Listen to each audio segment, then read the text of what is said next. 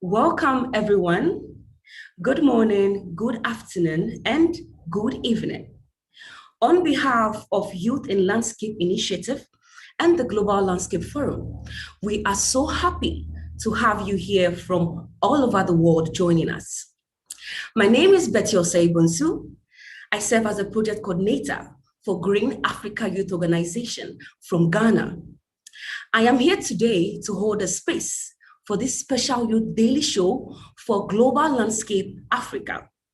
The Youth Daily shows are short 30-minute sessions designed to share youth expertise and to inspire people all over the world with amazing leaders driving change. Before starting off though, we would want to hear from you all over the world. We would like to hear from those of you participating today on the event platform, WOVA. To participate in our sessions poll, what you have to do is select the poll tab on this session page where you are streaming right now within WOVA, located next to the chat and question and answers tab. Next, the question we would like to invite you to answer at this time is, what is a necessary element to build a radically inclusive and efficient restoration movement? Tell us in just one word. If you are tuning in from social media, we would still love to hear from you. Feel free to answer our question. What is a necessary element to build a radically inclusive and efficient restoration movement? Don't forget, in just a comment. Today, I will be discussing with Ajani Costa, an ethno-conservationist and the advisor for environmental affairs to the President of the Republic of Angola. It's such an honor. Welcome, Ajani. We are so happy to have you joining us today for this session. Thank you. Welcome. Together with Ajani, we'll be exploring the importance of setting robust foundations for a restoration movement that includes traditional ecological knowledge and scientific knowledge. So Ajani, you have a very inspiring story. Could you talk to us about your background and what you developed, your passion for the wilderness, or should I say, and how you develop your passion for the wilderness and conservation? Thank you very much, Betty. It's such a pleasure to be here. My background is a little bit difficult to go through at all. In a nutshell, I am doing my PhD with ethno-conservation, working with local communities to try to improve current wetland management plans and include their cultural and traditional views on conservation. Through time, my passion for the wilderness has been motivated by several expeditions that I've done, and I've had the pleasure and possibility to interact with the wilderness directly, which has made me see the importance that it has beyond the economic views that the world has of wilderness. Great, lovely response. It's great to hear how such passions are evolving and how we youth of today are looking up to people like you for a career path. So on this, you have pivoted quite a lot in your career from an ethologist. I can't really pronounce the word, it's such a huge name, to Angola's youngest minister. And more recently, you have described yourself as an ethno-conservationist. Could you tell us what you mean by that?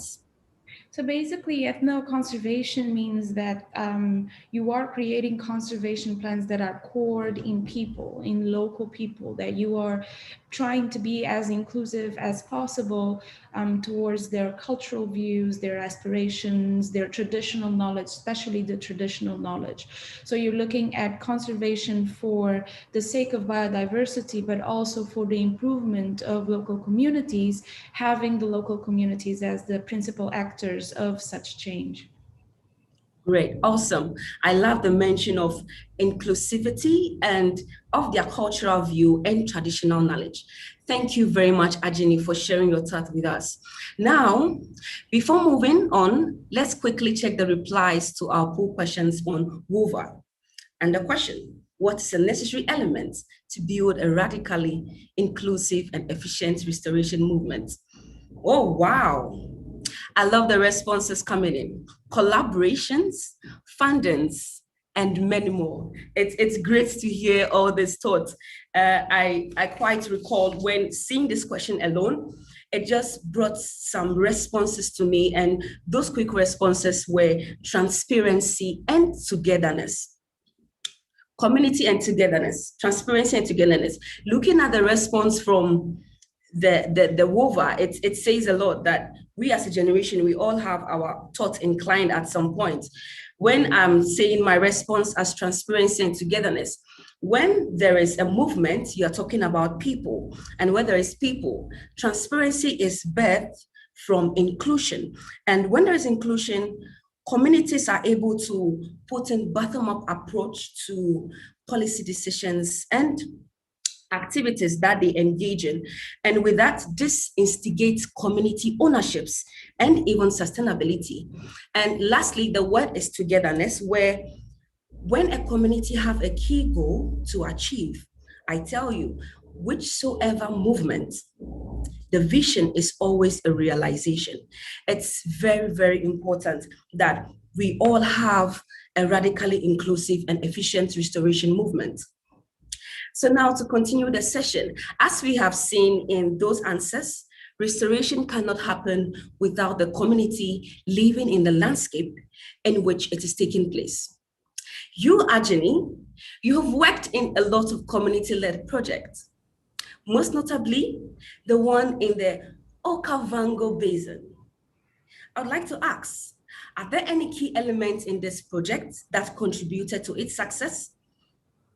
And could those be applied elsewhere? Over to you.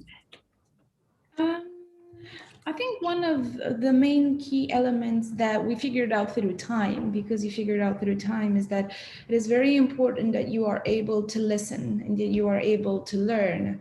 We all have an idea and an ideal of what conservation should look like, of how we would like landscapes to look like, that sometimes are far-fetched from what the communities see their own landscapes and are used to seeing their landscapes.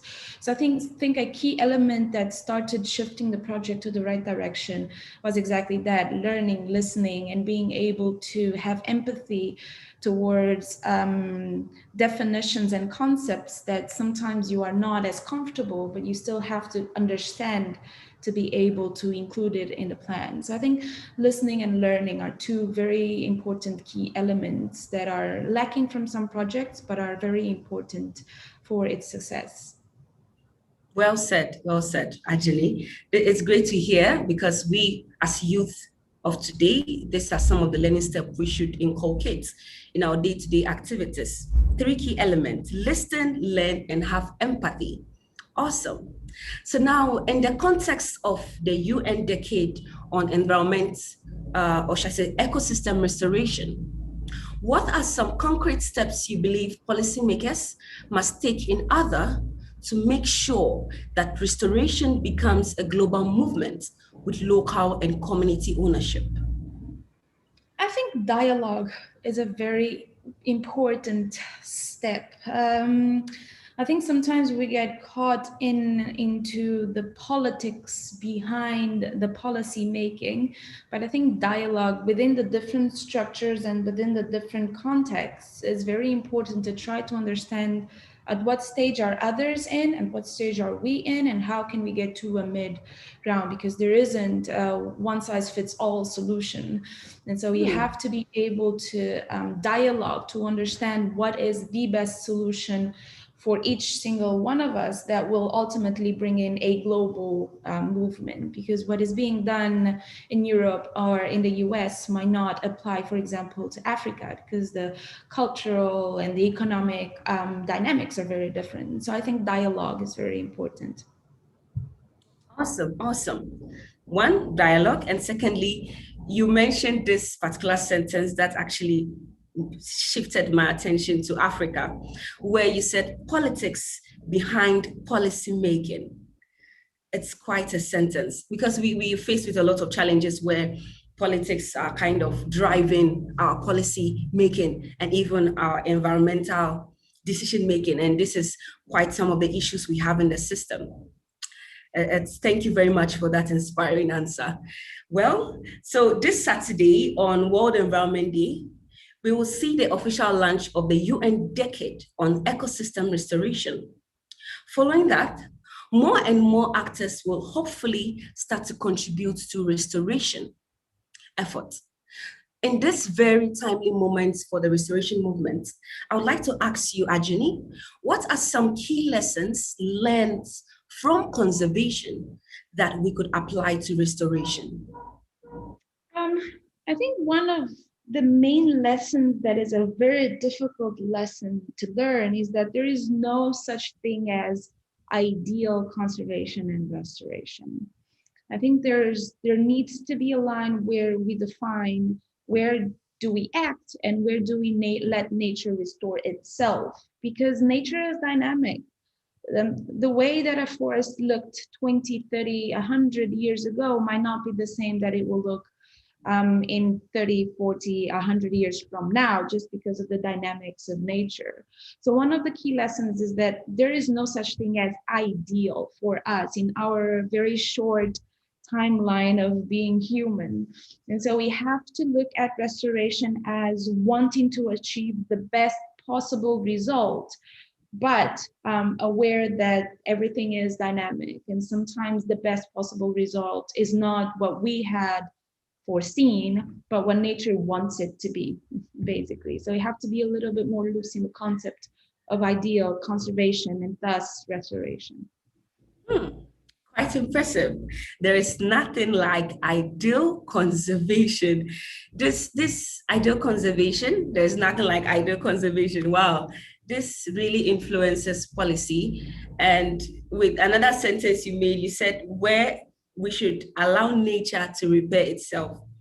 This is something we should really take into consideration because sometimes we try to put in our own efforts. Really, we should let nature repair itself. Speaking of policy and youth, based on your experience as the youngest ever Minister for Culture, I would want to walk in your shoes, Ajini. Tourism and environment in the history of Angola and in your current advisory role. So, what are the elements that make a policy successful for biodiversity conservation and landscape restoration? There is one element that it sounds very simple, but it's actually very tricky, which is making it applicable. A policy to be successful, it has to be applicable. And that is sometimes the element that is missing from a lot of policy making and the policy makers, because most, not most, but some don't have a perspective on the ground and thus won't realize the little nuances of that policy and how it affects the local implementation. So a policy to be successful, it has to be applicable. It sounds very simple. It really isn't. Yes, well said, well said. Wow. For policy to be effective, it has to be applicable. Yes, it really has to be applicable. We should not be developing policies that are out of the capacity of the community or whoever it is being implemented for. This is something the government should take note of when we are actually implementing policy. And not to forget that policies are not implemented for the current age, they are implemented for the future generations, and which are the youth. Talking about youth, with a median age of 19.7 years, Africa's diverse population is much younger than that of any other continent in the world. Yes. What is, in your opinion, the role of youth in restoring Africa's drylands? How can organizations, other generations, including those that are currently in positions of power and influence, contribute to this effort? Ajani, please. So I'm going to shift And I'm going to answer the last one first. Okay. I think what can other generations is just understanding the worlds that we have. Sometimes older generation look at us as naive people that hasn't seen the world and thus doesn't understand its dynamics. We do have a very important role and we do move the pieces of the puzzle quite dynamically. And I think that is a role that is necessary. So it's not a competition. It is that each and every single one of us has a role in society. And our role is to keep the machine going. I think through time, as someone ages, as you get experience with life, whatever it is, family or work or studies, you start losing energy and you start losing hope and you stop believing. And so I think the role of the younger generations is to remind the other generations that it's still possible to believe and pushing in that wheel with all the energy that they're bringing and probably the older generations have lost through time. So we're not competing. We're here doing the exact same thing. It's just that we have different roles in the whole prospect of society. Okay. Okay. And did you add the first question, which is what's, in your opinion, the role of youth in restoring Africa's drylands?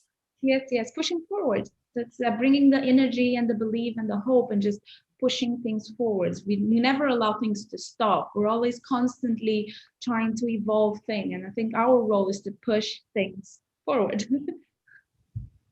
That's true. Thank you very much, Ajani. I took one thing from you, and that is it is not a competition.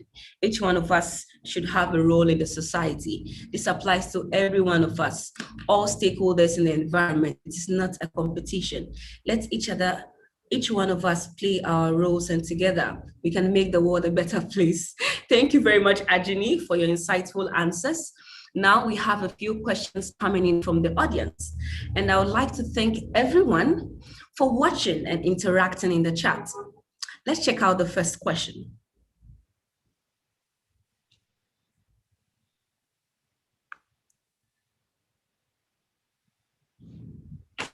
Okay, I can see one question here. And one is, what are some of the potential struggles and what are some ways to overcome them? Ajani, this question is for you. Potential struggles. What are some struggles and what are some of the ways to overcome them when it comes to ecosystem restoration? I think the potential struggles are, what is the word in English? Some people avoid change. Some people are very reluctant to change. Change itself, it's very scary. I think that is one of the things that hinders restoration more because it has to be a collective effort. It has to be every single one engaged in doing our potential best towards it. And some people have the idea, other people will do it for me. I don't have to do anything. So I think change is one of the biggest challenge and struggle that we have to almost force into some societies and some places. And a way to overcome them is to show that change is actually the best thing for ourselves as a species, as a social complex society, and showing them the final benefits that it will have directly into our lives, so we can overcome this challenge. Because sometimes people can only understand the importance of something when it is directly applied to their own life. It's a little bit selfish, but it is how it is. So I think looking at that is a way to overcome this challenge. Great response. Collective efforts, and one of the struggles are change. We only have to embrace change. Another question from the audience says, do the traditions sometimes are a problem? How to bring new practices when traditional habits are bad? Okay, I'll take the question again. Usually, traditions are sometimes a problem.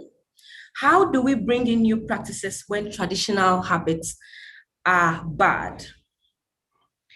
One reason why most projects are not community inclusive, it's because it's very time consuming and there takes a lot of effort because there's a lot of conversations happening. And as I mentioned, there's no such thing as an ideal conversation. It's always a midpoint, a compromise that both the communities and yourself have to do. So the first thing is to have them understand the shift in the dynamics that makes this tradition now, currently, in the current moment, bad. Because for millennia, it wasn't bad. So why is it now bad? So you have to take that step and really is a learning and teaching moment where you have to make them see that in the current situation of the world and the modern human society, that the tradition has shifted now to a non-sustainable one. And once they understand that, they might be able to help you understand how it can improve for themselves. So having them make the decision so you don't force it into them. So I think that step is sometimes forgotten, that you have to remind them, you have to show them why is it bad? Why do you think it's bad? Not just assessing, just deciding it's bad and then just leaving them out of the blue. You have to explain them and hear their reasoning behind the practice itself. Yes, that's true. Well said. Systems have changed, and we have to create the awareness that this unsustainable way of living, we were living sustainable before. That's well said, Ajani. Another question from the audience is, what is the advice you would give to a young person starting now with your first steps in a career within the environmental sector? Very good question, especially for myself. It's a difficult career to follow through because it's a very gray world. You keep hearing about bad news. We're losing this species and that landscape is now dying and, everything is dying. Sometimes you lose hope and you kind of get desperate, like, what am I doing with my life? I think the most important thing, and it sounds very philosophical, but the most important thing is keep focus and keep believing.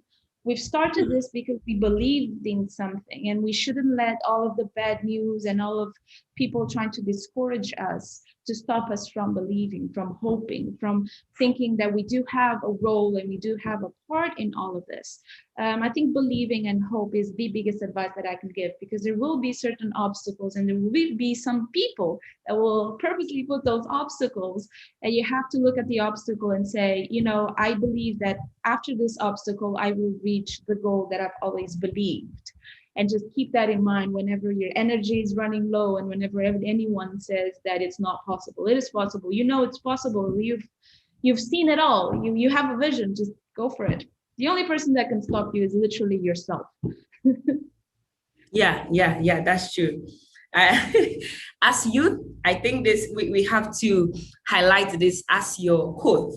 As youth, keep believing and keep focused. Keep believing and keep focused. Okay, we're going to take a last question from the session, and it says, yesterday, the first ever digital conference focused entirely on Africa's dryland and how integrative restoration practices can see them flourish once again. As an Angolan and an ethno-conservationist, what is something the world should know about Africa's dryland?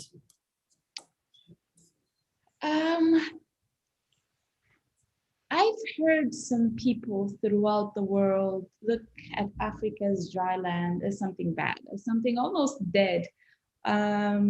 We do have certain patches of the continent that are extremely dry. We're talking about the Sahara Desert, we're talking about the Kalahari Desert, deserts in general, for example. And people keep thinking that, why should we waste our time trying to protect and conserve areas that are supposedly dead? Well, not really. Every ecosystem has their own dynamics and their own importance. And actually, some drylands are extremely important, not just for the survival of biodiversity and for biodiversity in general, but also, and it always comes to the humanity, right? But also for us, the importance that drylands has for our survival, for our culture, for just the way that we interact with nature itself. So I think the world should know that Africa's drylands are not a dead end. They're not a point where you just stop. There's no point in, restoring something that is dead. It is something worth fighting for. It is something worth protecting. It is something worth investing because it is Okay. the source of life beyond humanity. Great, great, great, great. It is something worth fighting for. It is worth something investing. Africa's dryland. And I'll take one last question before we bring the session to an end. What is your favorite aspect of working in conservation projects that are community led? Oh, the learn and the engagement. Engaging with communities is perhaps my most favorite activity in the world. Learning with the elders, playing with the children, just understanding where they are and how it fits in the modern concept. I have a lot of fun with that. Just learning, I think it's my favorite aspect of working with them. Okay, and did you face any sort of challenges, or what are some personal challenges you faced actually working with them? I think initially is the acceptance. It takes a while for the communities to trust you, to open up, to teach you. It takes a while for them to be convinced that you're there for them, that you are not there for whatever economic purposes that most people engage with communities for.